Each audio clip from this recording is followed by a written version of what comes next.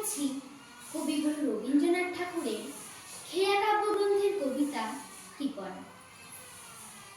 আমি ভিক্ষা করে ফিরতেছিলেন গ্রামের পথে পথে, তুমি তখন চলেছিলে তোমার স্বর্ণরথে। অপূর্ব এক স্বপ্ন সম লাগতেছিল চক্ষে মম। কি বিচিত্র শোভা তোমার, কি বিচিত্র সাজ।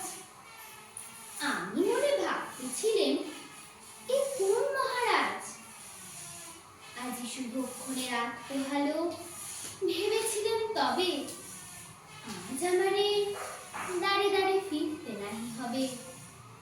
বাহির হতে নাহি হতে কাহার দেখা পেলেম পথে। চলিতে রথ ধন ধান্য ছড়াবে দুই ধারে। মুঠা মুঠা কুড়িয়ে নেব নেব ভারে ভারে।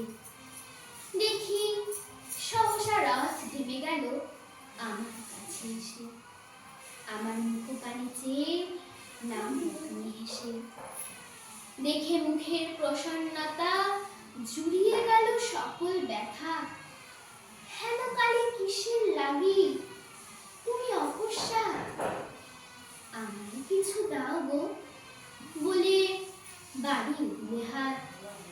ওরে এ কি কথা রাজাধিরাজ, আমায় দাও গো কিছু। শুনে ক্ষণকালের তরে রইনু মাথা নিচু। তোমার কি বা অভাব আছে ভিখারি ভিক্ষুকের কাছে। এ কেবল কৌতুকের বশে আমার বেগুন জানা। ঝুলি হতে দিলেম তুলে একটি ছোট কণা। যবে পাত্রখানি ঘরে এনে উজাড় করি, এ কি ভিক্ষা মাঝে একটি ছোট সোনার কণা দেখি।